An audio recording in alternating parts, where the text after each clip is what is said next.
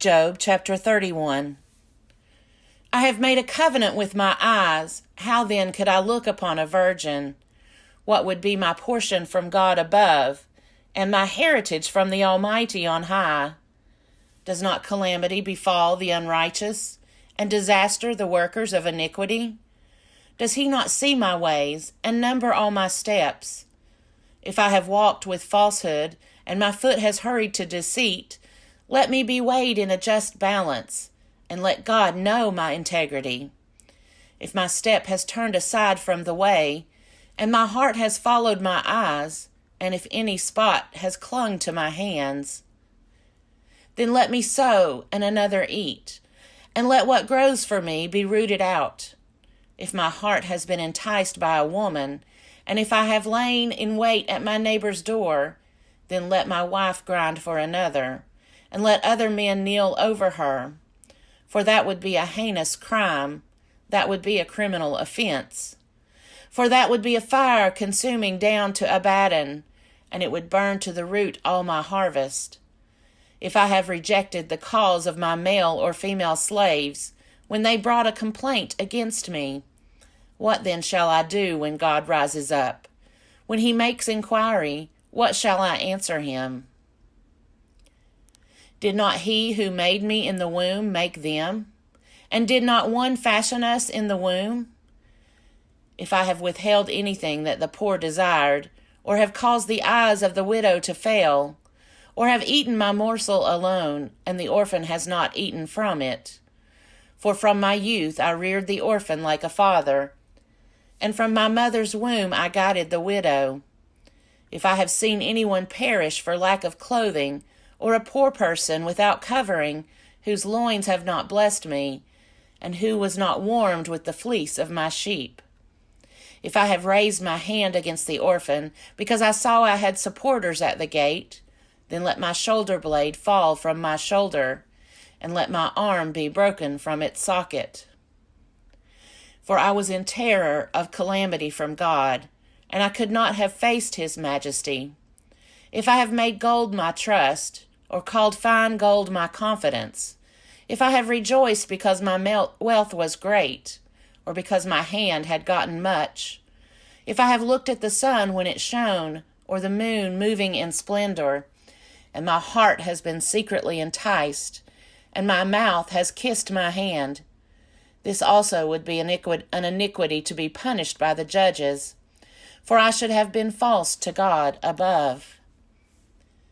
If I have rejoiced at the ruin of those who hated me, or exulted when evil overtook them, if I have not let my mouth sin by asking for their lives with a curse, if those of my tent ever said, "Oh, that we might be sated with his flesh," the stranger has not lodged in the street. I have opened my doors to the traveler. If I have concealed my transgressions as others do, by hiding my iniquity in my bosom, because I stood in great fear of the multitude, and the contempt of families terrified me, so that I kept silence and did not go out of doors. Oh, that I had one to hear me. Here is my signature. Let the Almighty answer me. Oh, that I had the indictment written by my adversary. Surely I would carry it on my shoulder. I would bind it on me like a crown. I would give him an account of all my steps. Like a prince I would approach him. If my land has cried out against me, and its furrows have wept together, if I have eaten its yield without payment, and caused the death of its owners, let thorns grow instead of wheat, and foul weeds instead of barley. The words of Job are ended. Job chapter 32. So these three men ceased to answer Job, because he was righteous in his own eyes. Then Elihu, son of Barachel the Buzite, of the family of Ram, became angry. He was angry at Job because he justified himself rather than God. He was angry also at Job's three friends because they had found no answer, though they had declared Job to be in the wrong. Now Elihu had waited to speak to Job, because they were older than he. But when Elihu saw that there was no answer in the mouths of these 3 men, he became angry. Elihu, son of Barachel the Buzite, answered, I am young in years, and you are aged.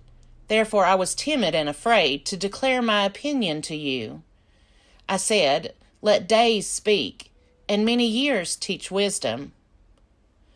But truly it is the spirit in a mortal, the breath of the Almighty, that makes for understanding. It is not the old that are wise, nor the aged that understand what is right. Therefore I say, Listen to me, let me also declare my opinion.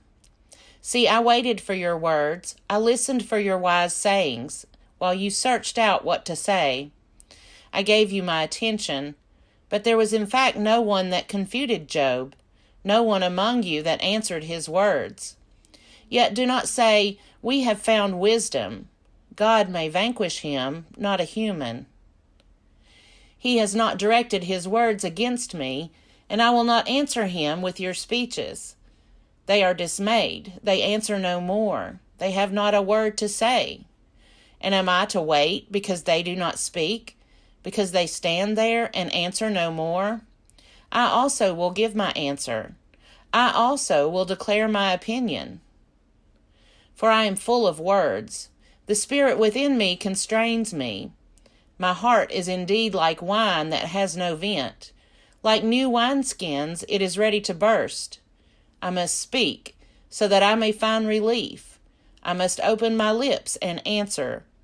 I will not show partiality to any person or use flattery toward anyone, for I do not know how to flatter, or my Maker would soon put an end to me.